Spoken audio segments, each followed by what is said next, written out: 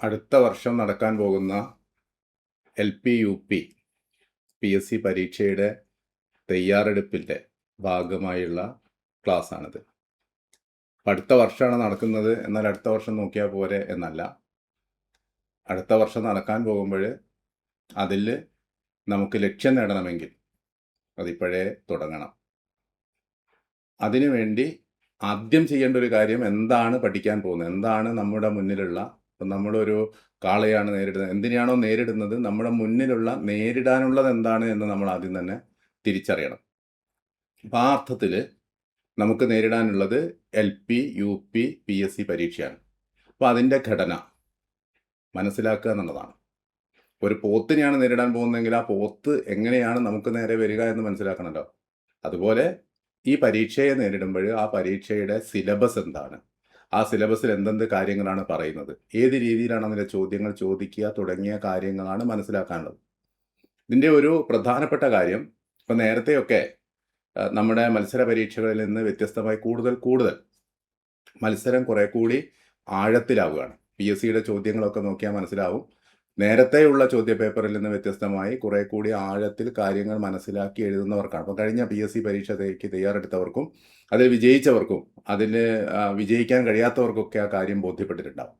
അപ്പോൾ അതിൻ്റെയൊക്കെ അടിസ്ഥാനത്തിൽ നിങ്ങൾക്ക് ഏറ്റവും രസകരമായി, ഏറ്റവും എളുപ്പത്തിൽ, ഏറ്റവും ആത്മവിശ്വാസത്തോടെ ഈ പരീക്ഷയെ നേരിടാനാണ് പ്രിപ്പ് സ്കെയിലിൻ്റെ വിവിധ ക്ലാസ്സുകൾ ഓരോ ഏരിയ തിരിച്ചിട്ട് നിങ്ങളുടെ മുന്നിലേക്ക് എത്തിക്കുന്നത്. അപ്പോൾ ഇപ്പം നമ്മുടെ ഫുട്ബോളിൻ്റെ ഒരു കാലമാണല്ലോ. ഫുട്ബോളിൽ മെസ്സി അറിയാത്തവരാരും ഉണ്ടാവില്ല. മെസ്സി എന്ന് കേൾക്കുമ്പോൾ തന്നെ മെസ്സി എഴുതുന്ന ഹാട്രിക് ഗോളുകളൊക്കെ നമ്മുടെ മനസ്സിലേക്ക് വരും. പക്ഷേ ഈ മെസ്സി കുട്ടിക്കാലത്ത് ഫുട്ബോൾ കളിക്കാൻ തുടങ്ങി കുറച്ച് കഴിഞ്ഞപ്പോഴാണ് മനസ്സിലാവുന്നത്, നിങ്ങൾക്കറിയാം, പലർക്കും അത് അറിയുന്ന കാര്യമായിരിക്കും, മെസ്സിക്ക് വളർച്ച കൂടാനുള്ള ഹോർമോൺ ഡെഫിഷ്യൻസി, ഹോർമോൺ കുറവുണ്ടെന്ന്. അപ്പോൾ ആദ്യം മാതാപിതാക്കൾ മനസ്സിലാക്കി, പിന്നെ കോച്ചും മനസ്സിലാക്കി. അതായത് ഒരു ഫുട്ബോൾ കളിക്കാൻ അതിയായ ആഗ്രഹമുള്ള മെസ്സിയുടെ വളർച്ച മുരടിക്കുകയാണ്, മെസ്സിക്ക് വളരാൻ കഴിയില്ല എന്നുള്ള കാര്യം തിരിച്ചറിയാണ്. അപ്പോൾ അതിൻ്റെ ചികിത്സയായി ബന്ധപ്പെട്ടൊക്കെ നോക്കുമ്പോൾ വലിയ സാമ്പത്തിക ബാധ്യതയുള്ള ഒരു ചികിത്സയാണ്. എന്നിട്ടും ആത്മവിശ്വാസത്തോടു കൂടി ഒരു ഫുട്ബോൾ ക്ലബ്ബുമായിട്ട് കരാറുണ്ടാക്കി അവരുടെ ചികിത്സാ സഹായം തേടി 15-ാം വയസ്സിൽ തന്നെ ഗോളുകൾ നേടിക്കൊണ്ടാണ് മെസ്സി ഈ ഫുട്ബോൾ രംഗത്ത് നിലയുറപ്പിച്ചത്. ഞാനത് പറഞ്ഞത്, മെസ്സി ഇന്ന് കാണുന്ന മെസ്സി അല്ല, ഇന്ന് കാണുന്ന മെസ്സി വളർച്ചക്കുറവുള്ള ഒരു കുട്ടിയായിരുന്നു എന്നുള്ളതാണ്. ആ വളർച്ചക്കുറവിൽ നിന്നാണ് ഈ രംഗത്തേക്ക് എത്തിയത്. അതിനും കുറച്ചുകൂടി മുമ്പ് നോക്കുകയാണെങ്കിൽ പെലെ എന്ന് പറയുന്ന, കറുത്ത മുത്ത് എന്ന് പറയുന്ന ആ പെലെ എന്ന വിളിപ്പേര് പോലും കൂട്ടുകാർ കളിക്കളത്തിൽ കളിയാക്കാൻ വിളിക്കുന്ന പേരാണ്. ഇരട്ടപ്പേര് എന്നൊക്കെ പറയുന്ന, സ്പെഷ്യൽ പേര് എന്നൊക്കെ നമ്മൾ പറയുന്ന ഇരട്ടപ്പേരിലൂടെ ആണ് ഈ ശരിക്കും പെലെ. അതാണ് പിന്നീട് കറുത്ത മുത്തായത്. ക്രിസ്റ്റ്യാനോ റൊണാൾഡോ എന്ന് പറയുന്ന ഫുട്ബോൾ കളിക്കാരനെ സംബന്ധിച്ചിടത്തോളം ജനിക്കാനേ സാധ്യതയില്ലായിരുന്നു. കാരണം ദരിദ്രമായ കുടുംബത്തിൽ ആ കുട്ടി പിറക്കുന്നത് പോലും ഗർഭം അലസിപ്പിക്കാനുള്ള നടപടികളൊക്കെ ചെയ്തു ആ ദാരിദ്ര്യം കൊണ്ട്. അതും മറികടന്നാണ് ക്രിസ്റ്റ്യാനോ. ഞാൻ ഈ ഫുട്ബോളിൻ്റെ ഒരു കാലമായതുകൊണ്ടാണ് പറയുന്നത്, ഇന്ന് ലോകത്ത് മികച്ച നേട്ടങ്ങൾ കൈവരിക്കുന്ന പല താരങ്ങൾക്കും അവരുടെ ജീവിതയാത്രയിൽ കഠിനമായ പ്രയാസങ്ങൾ, പ്രതിസന്ധികൾ അവർ സ്വയം നേരിട്ടിട്ടുണ്ട്. അപ്പം നിങ്ങൾക്ക് നിങ്ങളുടെ നാളത്തെ മെസ്സിയുടെ നേട്ടം എന്ന് പറയുന്നത് TTC B.Ed ഒക്കെ കഴിഞ്ഞ ആളെ സംബന്ധിച്ചിടത്തോളം ഇവിടെ ഇതിൽ ഈ യോഗ്യതയുമായിട്ടാണ് ഭാവിയിൽ മുന്നോട്ട് പോകുന്നതെങ്കിൽ നിങ്ങൾ ആഗ്രഹിക്കുന്നതെങ്കിൽ നിങ്ങൾക്ക് മെസ്സി ആവാനോ നിങ്ങൾക്ക് റൊണാൾഡോ ആവാനോ ഒക്കെയുള്ള ഒരവസരമാണത്. അപ്പോൾ അതിന് ആത്മവിശ്വാസത്തോടു കൂടി നേരിടുക എന്നുള്ളതാണ്. ഞാൻ ഫുട്ബോളിൻ്റെ കാര്യം മാത്രമല്ല, ഇപ്പോൾ 2026 IASൻ്റെ റിസൾട്ട് വന്നപ്പോൾ നിങ്ങൾ ശ്രദ്ധിച്ചിട്ടുണ്ടാവും, ശ്രീജ JS എന്ന് പറയുന്ന ശ്രീജ JS ഭിത്തിയിൽ തൻ്റെ ചെറിയ വീട്ടിൻ്റെ പണി പൂർത്തിയാവാത്ത തൻ്റെ വീടിൻ്റെ മെത്തയിൽ 20ാം റാങ്കിൽ താഴെയുള്ള റാങ്ക് തനിക്ക് കിട്ടുമെന്ന് പറഞ്ഞ് ശ്രീജ JS IFS എന്ന് എഴുതി വെച്ച കുട്ടിയാണ് 45ാം റാങ്കോടുകൂടി കഴിഞ്ഞ IASൽ വന്നിട്ടുള്ളത്. അപ്പോൾ ചുമരിൽ എഴുതി വെക്കുക എന്നൊക്കെ പറയുന്നത് നമ്മൾ സൈക്കോളജി ക്ലാസ്സിൽ അല്ലെങ്കിൽ മോട്ടിവേഷൻ ക്ലാസ്സിലൊക്കെ പറയുന്ന ഒരു കാര്യമാണ്. അതൊക്കെ അവിടുന്ന് കേട്ട് പലരും പോവുകയാണ് ചെയ്യുക. പക്ഷേ ശ്രീജ അത് തൻ്റെ ഭിത്തിയിൽ എഴുതി വെച്ചു, ശ്രീജ JS IFS. അങ്ങനെയാണ് കഴിഞ്ഞ പരീക്ഷയിൽ 57ാം റാങ്കായിട്ട് ഒരു നിർമ്മാണ തൊഴിലാളിയുടെ മകളായിട്ടുള്ള ശ്രീജ, നിങ്ങൾ വായിച്ചിട്ടുണ്ടാവുമെന്ന് വിചാരിക്കുന്നു. അപ്പോൾ ഇങ്ങനെ ഇത് ഞാനൊരു IASന്റെ ഒരു IAS മാത്രമല്ല, IASന്റെ എത്രയോ കഥകൾ നമ്മുടെ TTC കഴിഞ്ഞ് IAS നേടിയ ഒരാളെക്കുറിച്ച് നിങ്ങൾ അറിഞ്ഞിട്ടുണ്ടാവും. അനാഥാലയത്തിൽ പഠിച്ച്, അനാഥാലയത്തിലാണ് പഠനം. ആ പഠനം പൂർത്തിയാക്കി പിന്നീട് TTC ആണ് കഴിച്ചത്. പിന്നീട് അവിടെ എവിടെയൊക്കെ ആയിട്ട് സ്കൂളിലൊക്കെ കുറഞ്ഞ കാലം ജോലി ചെയ്തു. പല പണിക്ക് പോയി, മരപ്പണിക്കും തയ്യൽ പണിക്കും കെട്ടിടം പണിക്കും ഒക്കെ പല പണിക്കും പോയി. ജീവിത സാഹചര്യങ്ങൾ അങ്ങനെയായിരുന്നു. അങ്ങനെയാണ് PSC മത്സര പരീക്ഷയിലേക്ക് വരുന്നത്. ആ മത്സര പരീക്ഷയിൽ ഏതാണ്ട് 27ഓളം ലിസ്റ്റുകളിൽ കടന്നു വരികയാണ്. അപ്പോൾ നമ്മൾ മനസ്സിലാക്കണം, TTC നിങ്ങൾ ഓരോരുത്തരും, ഞാനിത് പറയുമ്പോൾ നിങ്ങൾ നിങ്ങളുടെ ഒരു ആത്മ പരിശോധന കൂടി നടത്തണം. TTCയോ BEdോ കഴിഞ്ഞിട്ട് അതിനു മുമ്പ് മറ്റേതെങ്കിലും പരീക്ഷ എഴുതിയിട്ടുണ്ടോ, അതിനുവേണ്ടി ശ്രമിച്ചിട്ടുണ്ടോ എന്നൊക്കെ. അപ്പോൾ ഇങ്ങനെ ഈ പരീക്ഷകളൊക്കെ എഴുതിയിട്ട് അങ്ങനെ ഒരു വലിയ വാർത്തയായി. 27 റാങ്ക് ലിസ്റ്റിലുള്ള ഒരാൾ എന്നുള്ള രീതിയിലൊക്കെ വാർത്ത വന്നു. ആ വാർത്ത വന്നപ്പോൾ അതിൻ്റെ ഭാഗമായിട്ട് നമ്മുടെ ദൃശ്യമാധ്യമങ്ങളൊക്കെ എത്തി. എന്താണ് ആഗ്രഹമെന്ന്, ഭാവിയിൽ എന്താണ് ആഗ്രഹമെന്ന് ചോദിച്ചു. ആ ആഗ്രഹത്തിൻ്റെ മനസ്സിലുള്ള ഒരു ആഗ്രഹം, IASകാരനാവുക എന്നുള്ളൊരാഗ്രഹം പറഞ്ഞു. ഉടനെ തന്നെ ആ നേരത്തെ പഠിച്ചിരുന്ന മുക്കം ഓർഫനേജ് കമ്മിറ്റിയുമൊക്കെ അതിലിടപെട്ടു. അങ്ങനെ IAS കോച്ചിങ്ങിന് അയച്ചു. ഇപ്പോഴും മുഹമ്മദ് അലി ശിഹാബ് IAS, നിങ്ങളിതൊക്കെ യൂട്യൂബിൽ നോക്കിയാൽ മതി, അല്ലെങ്കിൽ മുഹമ്മദ് അലി ശിഹാബ് IASന്റെ ആത്മകഥയുടെ പേരാണ് വിരലറ്റം. അപ്പോൾ ഇങ്ങനെ എത്രയോ പേര്, ഞാനൊരു ഉദാഹരണം പറഞ്ഞതേ ഉള്ളൂ. ഞാൻ ആ മുഹമ്മദ് അലി ശിഹാബ് TTC ആയതുകൊണ്ട് കൂടി, അധ്യാപകരായതുകൊണ്ട് കൂടി മുഹമ്മദ് അലി ശിഹാബ് ഈ നേട്ടങ്ങൾക്ക് വേണ്ടി പറയുന്ന ഒരു കാര്യമുണ്ട്. അത് പറഞ്ഞിട്ട് നമുക്ക് സിലബസിലേക്ക് കിടക്കാം. 4D, D ആക്ഷനാണ്. D എന്ന് പറയുന്ന 4 Dയെ കുറിച്ചാണ് പറയുന്നത്. D മെത്തേഡ് എന്നാണ് അറിയപ്പെടുന്നത്. അപ്പം നിങ്ങൾക്ക് ആ D മെത്തേഡ് പ്രാക്ടിക്കലാക്കാൻ പറ്റുമോ എന്നുള്ളതാണ് ചോദ്യം. അപ്പം മുഹമ്മദ് അലി ശിഹാബ് IAS, ഇപ്പം നാഗാലാൻഡ് കേഡറിൽ കലക്ടറായിട്ടുള്ള മുഹമ്മദ് അലി ശിഹാബ് IAS, അനാഥാലയത്തിൽ പഠിച്ച, 5ാം ക്ലാസ് മുതൽ അനാഥാലയത്തിൽ പഠിച്ച, പിന്നീട് TTC കഴിച്ച, ഒരുപാട് ജീവിത പ്രയാസങ്ങൾ നേരിട്ട മുഹമ്മദ് അലി ശിഹാബ് തൻ്റെ ജീവിത വിജയത്തിലേക്ക് നയിച്ച കാര്യങ്ങളെ D മെത്തേഡ് എന്ന് പറയുന്നത്. ആ മെത്തേഡ് ഞാൻ നിങ്ങളെ പരിചയപ്പെടുത്തുകയാണ്. നിങ്ങൾക്ക് ആ മെത്തേഡ് പ്രാക്ടിക്കലാക്കാൻ പറ്റുമെന്നുള്ളതാണ്. അപ്പം D മെത്തേഡ് എന്ന് പറഞ്ഞാൽ 4 D ആണ്. അതിൽ ഒന്നാമത്തെ D ഡിസയർ ആണ്. ഡിസയർ എന്ന് പറഞ്ഞാൽ നിങ്ങൾക്കറിയാം, ആഗ്രഹമാണ്. അപ്പം നിങ്ങളുടെ ആഗ്രഹം എന്താണെന്നുള്ളതാണ്. പാട്ടുകാരനാവാനാണോ, ഡാൻസർ ആവാനാണോ, അതല്ല റീൽസ് ആണോ, എന്താണ് ആഗ്രഹം? ഇവിടെ പ്രിപ്സ്കെയിലിൻ്റെ ഈ ഒരു പ്ലാറ്റ്ഫോമിൽ നിങ്ങളുടെ ആഗ്രഹം എന്ന് പറയുന്നത് അധ്യാപകനാവുക എന്നുള്ളതായിരിക്കും. അപ്പോഴാ ഡിസയർ, ആഗ്രഹം ഉണ്ടാവുക എന്നുള്ളതാണ്. അപ്പം നിങ്ങൾ ഈ എക്സാമിന് വേണ്ടിയിട്ട് ആഗ്രഹത്തോടു കൂടി, ഡിസയറോട് കൂടി, എനിക്കത് നേടണം എന്നുള്ള ആഗ്രഹം, മാറി മാറി കളിക്കുന്ന ഒരാഗ്രഹമല്ല, എന്തായാലും ഞാനൊരു സ്കൂൾ ടീച്ചറാകും എന്നുള്ള ഒരാഗ്രഹമാണ് ഏറ്റവും ആദ്യം വേണ്ടത്, ഡിസയർ.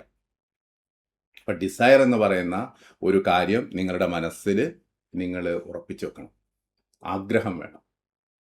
അപ്പോൾ ആ ആഗ്രഹം എന്ന് പറയുന്നത് രാവിലെ ഉണ്ടാകുന്ന ആഗ്രഹം ഉച്ചയാകുമ്പോഴും മാറുക, വൈകുന്നേരം ആകുമ്പോഴേക്ക് വേറൊരു ആഗ്രഹമാകുക, പിന്നെ വേറൊരാൾ പറയുന്നത് കേട്ടിട്ട് ആഗ്രഹം മാറുക. അങ്ങനെ മാറിക്കൊണ്ടിരിക്കുന്ന ആഗ്രഹങ്ങളല്ല ഇവിടെ ഉദ്ദേശിക്കുന്നത്, കൃത്യമായ ഒരു ലക്ഷ്യത്തോടു കൂടിയുള്ള ആഗ്രഹം. അപ്പോൾ നിങ്ങളൊന്ന് ആഗ്രഹിച്ച് കളയൂ, ഏതായാലും ഒന്ന് നോക്കാം എന്ന് പറഞ്ഞ് നിങ്ങളൊരാഗ്രഹം അടുത്ത ലിസ്റ്റിൽ വരിക എന്നുള്ളതൊന്നും അല്ലല്ലോ.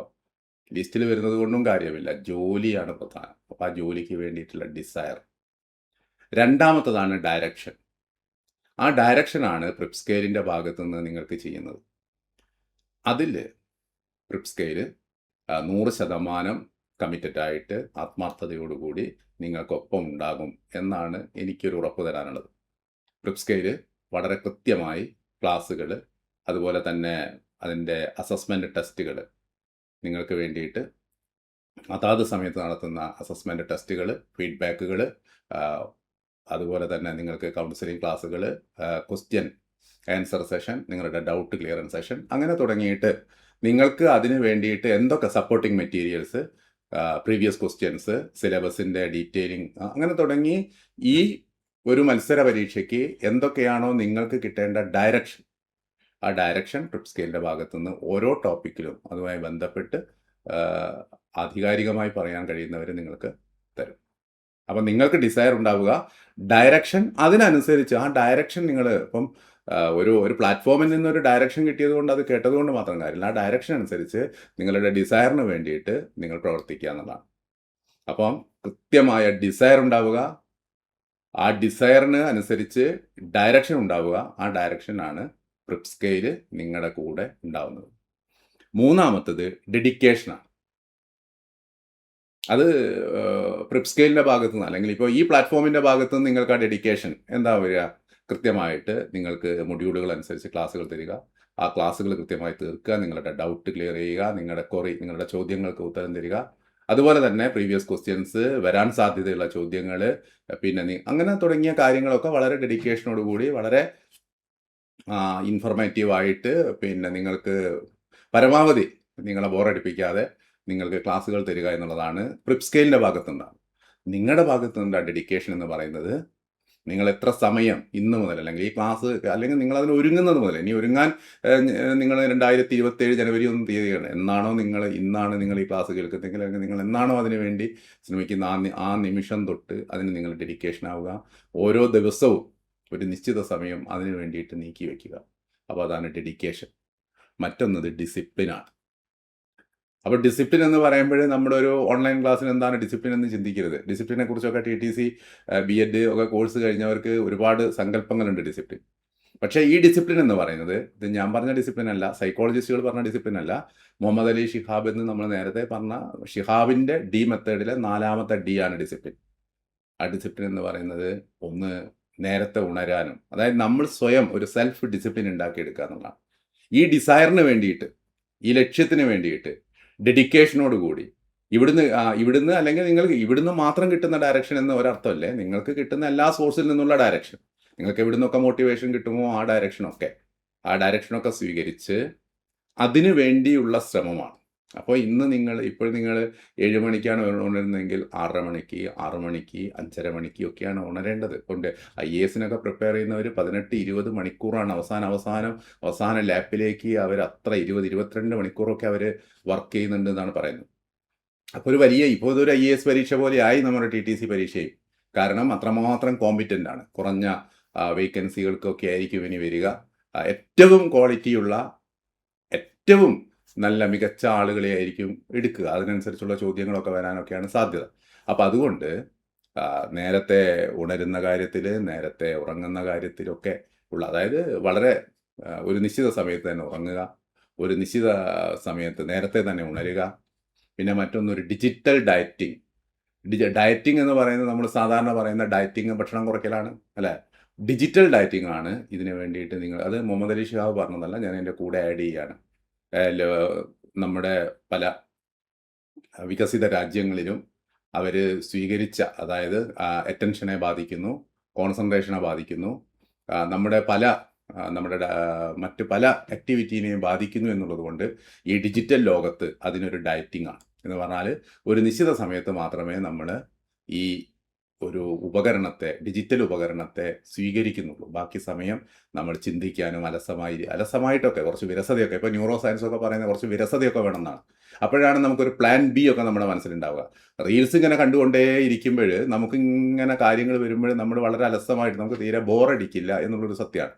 പക്ഷേ നമ്മുടെ മനസ്സ് അതിനനുസരിച്ചല്ല വരുന്നത്. മനസ്സിനൊരു ചലഞ്ചിങ് ആയിട്ടൊരു കാര്യമില്ല എന്ന് ന്യൂറോ സയൻസിലെ വിദഗ്ധർ പഠനങ്ങളിലൂടെ പറയുന്നു. ഇത് കേരളത്തിൻ്റെ കാര്യമല്ല, ഇന്ത്യയുടെ ലോകത്തൊക്കെ ഈ ഒരു മാറ്റം ഉണ്ടാവുകയും അവിടെയൊക്കെ ഡിജിറ്റൽ ഡയറ്റിംഗ് എന്ന് പറയുന്ന ഒരു പുതിയ ടേം, അതായത് ഒരു നിശ്ചിത സമയത്ത് വളരെ ആവശ്യത്തിന് മാത്രം ഉപയോഗിക്കുക, മറ്റു സമയത്ത് ഇതിനെ മാറ്റിവെക്കുക, പുസ്തകങ്ങൾ വായിക്കുക, ചിന്തിച്ച കാര്യങ്ങൾ ആലോചിക്കുക. അപ്പോൾ നിങ്ങളോട് അത് പറയേണ്ട ഒരു കാര്യമില്ല, കാരണം നിങ്ങൾ മെമ്മറിയെക്കുറിച്ചൊക്കെ നന്നായിട്ട് പഠിച്ചവരാണ്. അപ്പോൾ ആ രീതിയിൽ ഈ ഒരു 4D മെത്തേഡാണ് നമുക്കിതിനു വേണ്ടി സ്വീകരിക്കാനുള്ളത്. അപ്പോൾ വീണ്ടും നമ്മൾ പറയുന്നു, നമ്മുടെ ലക്ഷ്യം എന്ന് പറയുന്നത്, നമ്മുടെ ഡിസയർ എന്ന് പറയുന്നത് അടുത്ത LP UP പരീക്ഷയിലെ വിജയമാണ്. ഒരു സ്കൂളിൽ, നിങ്ങൾക്ക് ഇഷ്ടപ്പെട്ട ഒരു സ്കൂളിൽ കുട്ടികളുടെ മുന്നിൽ ഉള്ള അധ്യാപികയായിട്ട്, ഒരു ഗവൺമെൻറ് സ്കൂൾ അധ്യാപികയായിട്ട് ജോലി ചെയ്യുക എന്നുള്ളതാണ് നിങ്ങളുടെ ഡിസയർ.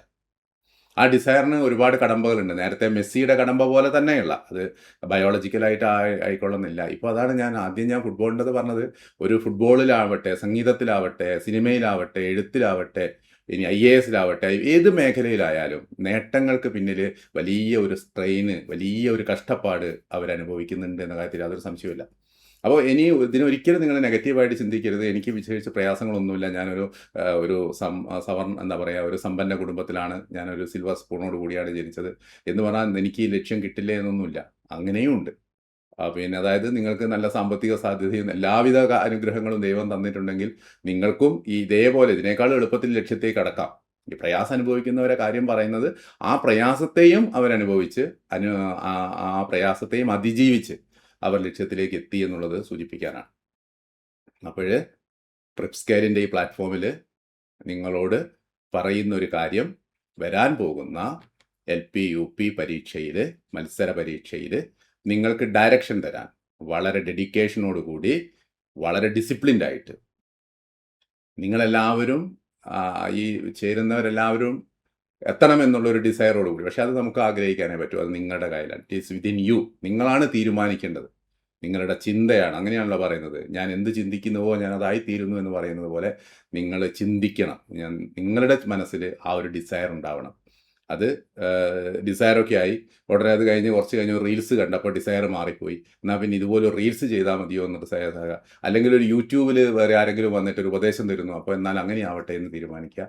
അങ്ങനെ ആവരുത്. ഇപ്പം ഞാൻ പറയുന്നത് പോലും നിങ്ങൾ ലോജിക്കായിട്ട് ചിന്തിക്കുക. ഈ പറയുന്നത് ശരിയാണോ എന്ന് ചിന്തിക്കുക. ഞാനീ പറഞ്ഞത് എല്ലാം നമുക്ക് ഈ കാലത്തുള്ള പ്രത്യേകത എന്താണ്, എല്ലാം നിങ്ങൾക്ക് അപ്ഡേറ്റ് ചെയ്യാൻ പറ്റും, നിങ്ങൾക്ക് നോക്കാൻ പറ്റും. മെസ്സിയെക്കുറിച്ച് നിങ്ങൾക്ക് അന്വേഷിക്കാം, ക്രിസ്റ്റ്യാനോ റൊണാൾഡോയെക്കുറിച്ച് നിങ്ങൾക്ക് അന്വേഷിക്കാം, പെലെയെക്കുറിച്ച് നിങ്ങൾക്ക് അന്വേഷിക്കാം, മുഹമ്മദ് അലി ശിഹാബിനെക്കുറിച്ച് നിങ്ങൾക്ക് അന്വേഷിക്കാം, ശ്രീജയെക്കുറിച്ച് നിങ്ങൾക്ക് അന്വേഷിക്കാം. ഇതൊക്കെ നിങ്ങൾക്ക് വളരെ പെട്ടെന്ന് നിങ്ങൾക്ക് അന്വേഷിക്കാം. അപ്പോൾ അങ്ങനെ നമുക്ക് ചെക്ക് ചെയ്യാനൊക്കെ ഉള്ള ഒരു സാധ്യതയുള്ള ഒരു ലോകത്താണ് നിൽക്കുന്നത്. അതുകൊണ്ട് നിങ്ങളെല്ലാവരോടും വളരെ ഡെഡിക്കേഷനോടുകൂടി ഡിസിപ്ലിൻഡ് ആയിട്ട് പറയുകയാണ്, നിങ്ങളുടെ ഡിസയർ നിങ്ങൾക്ക് നേടാൻ സാധിക്കണം. അതിന് വേണ്ടിയിട്ടുള്ള നമ്മുടെ പ്രിപ്സ്കെയിലിൻ്റെ ഭാഗത്ത് നിന്ന് എന്തൊക്കെ ചെയ്യുന്നു അതിൻ്റെ ഡീറ്റെയിൽ ആയിട്ടുള്ള വീഡിയോ ഒക്കെ നിങ്ങൾക്ക് കിട്ടും. അപ്പോൾ നമ്മൾ ആദ്യം ഞാൻ പറഞ്ഞല്ലോ, നമ്മുടെ മുന്നിലേക്ക് വരുന്നത് ഒരു കാളയാണോ, ഒരു പശുവാണോ, ഒരു പൂച്ചയാണോ, എന്താണെങ്കിലും അതിൻ്റെ സ്വഭാവം നമ്മൾ മനസ്സിലാക്കിയ ശേഷമാണ്, അല്ലേ?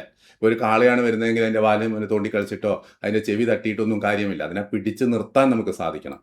അപ്പോൾ അങ്ങനെ ഈ മത്സര പരീക്ഷയെ നമുക്ക് നമ്മുടെ കൈപ്പിടിയിൽ ഒതുക്കണമെങ്കിൽ എന്തൊക്കെയാണ് ഇതിൻ്റെ ഏരിയകൾ, എങ്ങനെയാണ് ഈ മാർക്ക് വരുന്നത്, ഏതൊക്കെ ഭാഗത്തു നിന്നാണ് ചോദ്യങ്ങൾ വരുന്നത്, എങ്ങനെയൊക്കെയാണ് ഈ ചോദ്യം, ആ ചോദ്യത്തിൻ്റെ മുന എങ്ങോട്ടാണ്, ആ ചോദ്യം മുനയ്ക്കനുസരിച്ച് എങ്ങനെയാണ് ഉത്തരം ഈ 4 ഓപ്ഷൻ കണ്ടെത്തേണ്ടത്, എങ്ങനെയാണ് അത് OMRൽ അത് ഡാർക്കൻ ചെയ്യേണ്ടത്. ഒരു മെഷീൻ വാല്യുവേഷനാണ്. അപ്പോൾ നമ്മുടെ ഒരു സിമ്പതി അവിടെ അല്ല. മെഷീന് ആ കറക്റ്റ് ആ ലെറ്ററിനനുസരിച്ച് മാർക്ക് ഉണ്ടെങ്കിൽ മാത്രമേ അത് വരൂ. നമ്മൾ എക്സാം എഴുതി കഴിഞ്ഞാൽ ബാക്കിയൊക്കെ സിസ്റ്റമാറ്റിക് ആയിട്ട് പോവുകയാണ്. അപ്പോൾ അതുകൊണ്ട് അതിന് വേണ്ടിയിട്ടുള്ള ഒരു നല്ല ഒരുക്കമാണ് വേണ്ടത്. അപ്പോൾ അതിന് സൈക്കോളജി എന്ന് പറയുന്ന ഒരു ഏരിയ 20 മാർക്ക്, സൈക്കോളജി മാത്രമല്ല എഡ്യൂക്കേഷൻ ആൻഡ് സൈക്കോളജി എന്ന് പറയുന്നതാണ് നമ്മുടെ ഏരിയ.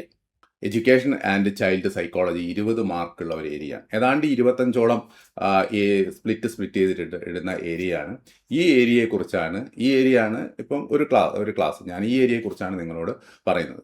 അപ്പോൾ എനിക്ക് നിങ്ങളോട് ഇതിന് ഒരു ഉറപ്പ് തരാൻ പറ്റുക എന്താണ്, ഈ 20 മാർക്ക് കിട്ടാനുള്ള എല്ലാ എഫേർട്ടും എൻ്റെ ഭാഗത്തു നിന്നുണ്ടാവും, അല്ലെങ്കിൽ പ്രിപ്സ്കെയിലിൻ്റെ ഭാഗത്തു നിന്നുണ്ടാവും ഈ 20 മാർക്ക്. അപ്പം ഇതുപോലെ ഓരോ സബ്ജക്റ്റും നിങ്ങൾക്ക് സബ്ജക്റ്റ് വൈസ് ആയിട്ട് കിട്ടും.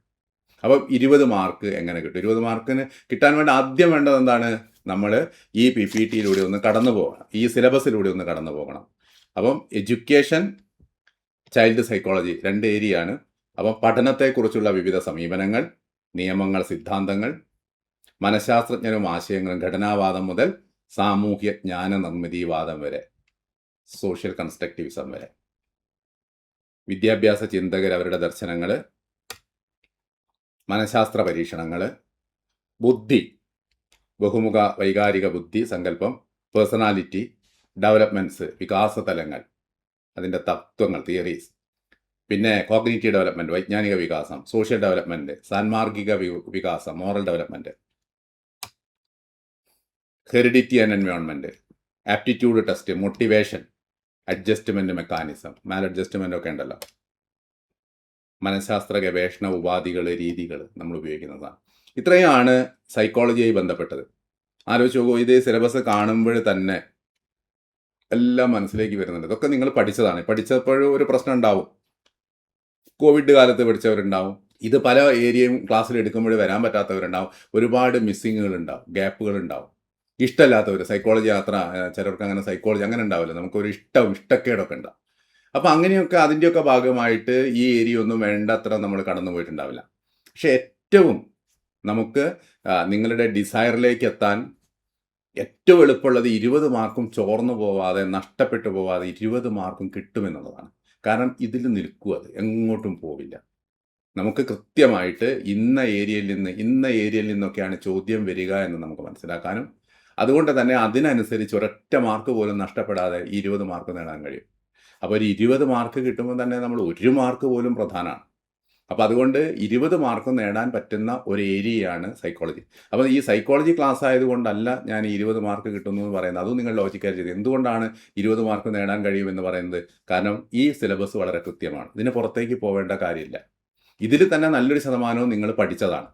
ആ പഠിച്ചതിലുള്ള ചില മിസ്സിങ്, അതുപോലെ തന്നെ ആ പഠിച്ചത് ആ പേര് പവാർഡ് ഗാർണർ എന്ന് പറയുമ്പോൾ അത് നമ്മൾ മൾട്ടിപ്പിൾ ഇൻ്റലിജൻസ് എന്ന് പറഞ്ഞാൽ വളരെ വേഗമായിട്ട് വളരെ നേരിയ ഒരു അറിവ് മാത്രമേ ചിലപ്പോൾ നമ്മൾ നേടിയിട്ടുണ്ടാവും. കാരണം എന്തെങ്കിലും ബാക്കിയൊക്കെ നമുക്കൊരു എസ്സേ വരുമ്പോൾ ഒക്കെ എഴുതി വെക്കാൻ കുറേ ബുദ്ധിയുടെ പേരൊക്കെ എഴുതി വെച്ചാൽ ഉണ്ടാവും.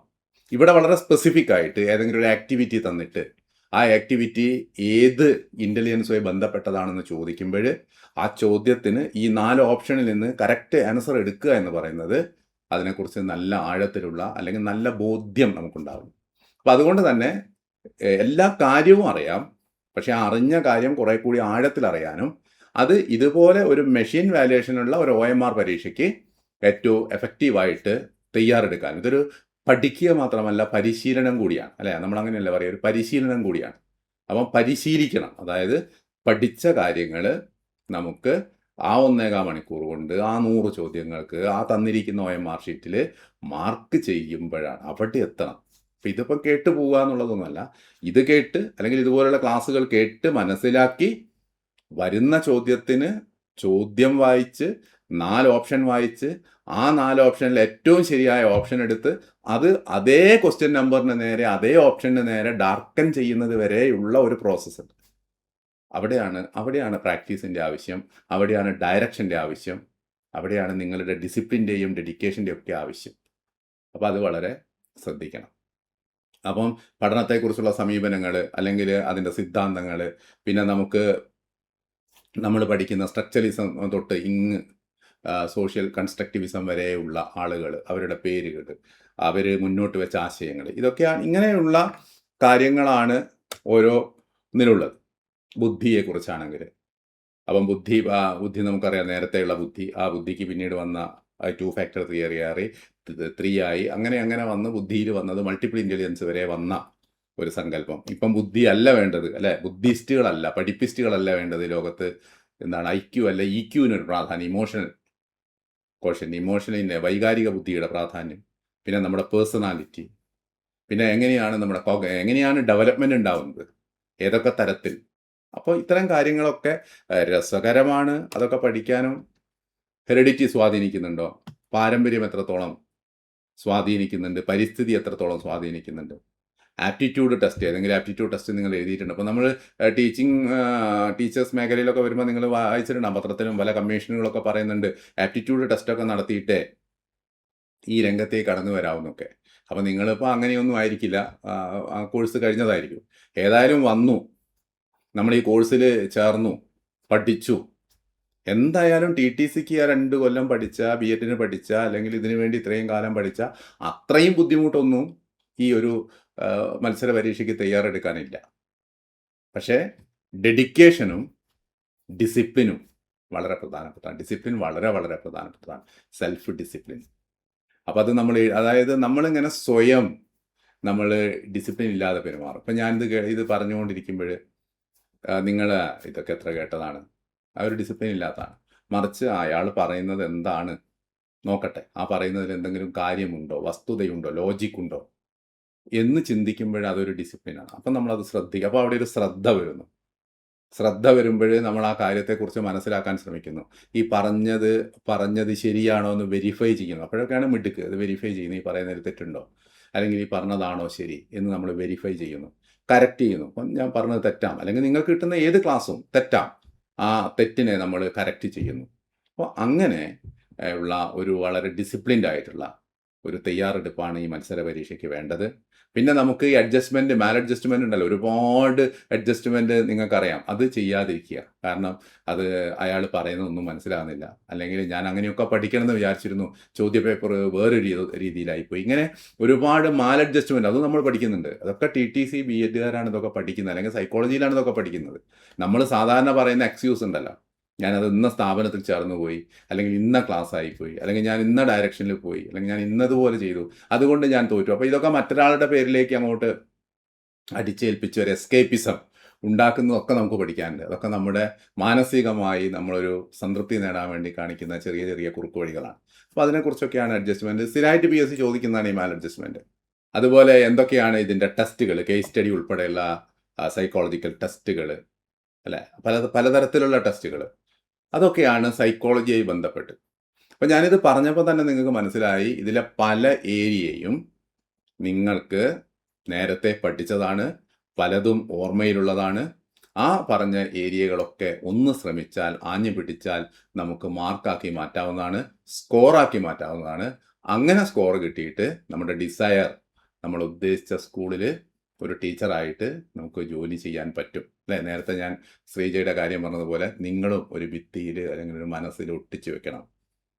2027 LPST UPST എന്ന് പറഞ്ഞ് ഒട്ടിച്ചു വെച്ചാൽ അതൊരു പലരും ഈ ശ്രീജയുടെ ഇൻ്റർവ്യൂ ഉണ്ട്, ശ്രീജ അതിനെക്കുറിച്ച് കലാകൗമുദിയിലൊരു ആർട്ടിക്കിൾ എഴുതിയിട്ടുണ്ട്. അങ്ങനെ കുറേ കാര്യങ്ങൾ വന്നിട്ടുണ്ട്. ഞാൻ ആ ഡേറ്റയൊക്കെ വെച്ചിട്ടാണ് നിങ്ങളോട് പറയുന്നത്. പിന്നെ രണ്ടാമത്തത് ഈ ഒരു സിലബസിൽ നിങ്ങൾ കണ്ടല്ലോ, ഈ സിലബസിന് 2 ഭാഗമുണ്ട്, എഡ്യൂക്കേഷൻ ആൻഡ് ചൈൽഡ് സൈക്കോളജി എന്നാണ്. അപ്പോൾ രണ്ടാമത്തെ ഭാഗം എന്ന് പറയുന്നത് നമ്മുടെ എഡ്യൂക്കേഷനെ കുറിച്ചാണ്. അപ്പം നമുക്കറിയാം, ഇപ്പോൾ NEP ആയി ബന്ധപ്പെട്ടൊക്കെ നിരന്തരമായിട്ട് പത്രത്തിൽ വാർത്ത വരുന്നുണ്ടല്ലോ, നാഷണൽ എഡ്യൂക്കേഷൻ പോളിസി. അപ്പോൾ നമ്മൾക്കറിയാം വിദ്യാഭ്യാസം എന്ന് പറയുന്നത് കൺകറന്റ് ലിസ്റ്റിലാണെന്നറിയാം. അപ്പോൾ കേന്ദ്രത്തിൻ്റെ national curriculum frame work NCF അല്ലെങ്കിൽ NEP, നാഷണൽ എഡ്യൂക്കേഷൻ പോളിസി ഉണ്ട്. കേരളത്തിന് ഒരു കരിക്കുലം പോളിസി ഉണ്ടാവും, KCF ഉണ്ട്, കേരള കരിക്കുലം ഫ്രെയിം വർക്ക് ഉണ്ട്.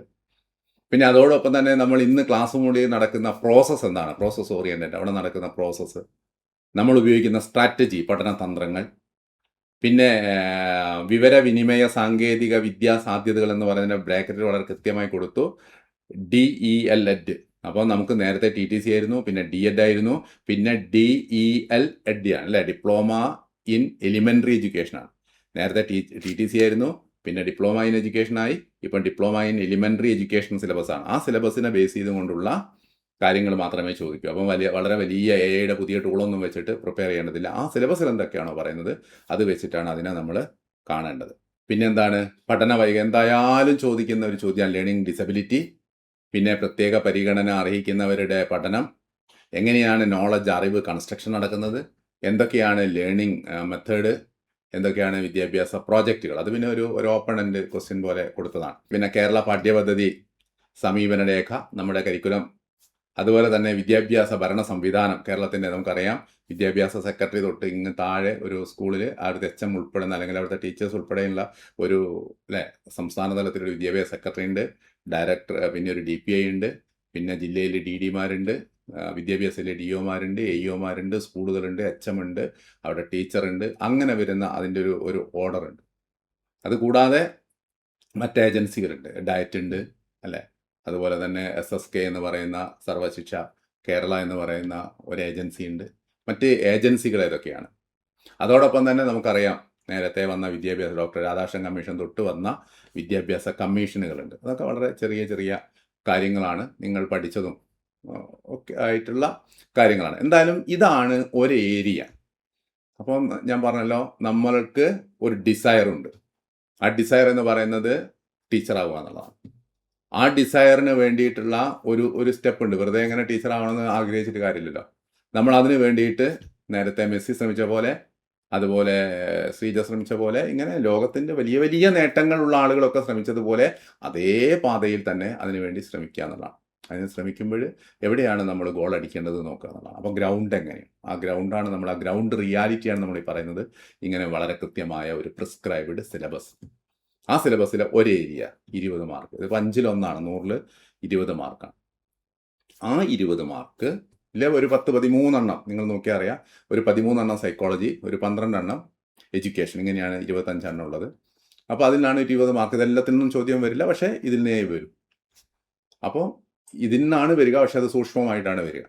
അപ്പോൾ അതുകൊണ്ട് നമ്മൾ ഇത് സിലബസ് പഠിക്കുക എന്നുള്ളതല്ല. അപ്പോൾ ഈ സിലബസ് പഠിക്കുന്ന നിങ്ങൾ സ്പൈറൽ ലേണിംഗ് എന്നൊക്കെ പറഞ്ഞില്ല. അപ്പോൾ നമ്മുടെ ഒരു മെത്തഡോളജി എന്ന് പറയുന്നത് സിലബസിലെ കാര്യങ്ങൾ നിങ്ങൾക്ക് കിട്ടും, അതിൻ്റെ കൂടെ അതിൻ്റെ ക്വസ്റ്റ്യൻസ് കിട്ടും, പിന്നെ അതിൻ്റെ അസസ്മെൻ്റ് ടെസ്റ്റ് നടത്തും, പിന്നെ അതുപോലെ തന്നെ നിങ്ങൾക്ക് നിങ്ങളുടെ ചോദ്യങ്ങൾ, നിങ്ങളുടെ സംശയങ്ങൾ ക്ലിയർ ചെയ്യാനുള്ളത് സപ്പോർട്ടിങ് നോട്ടുകൾ, മറ്റ് സഹായ ലേണിംഗ് പ്രിൻ്റഡ് നോട്ട്സ്, അതൊക്കെ വീഡിയോസ് ഒക്കെ നിങ്ങൾക്ക് അതിൻ്റെ കൂടെ കിട്ടുകയും ചെയ്യും.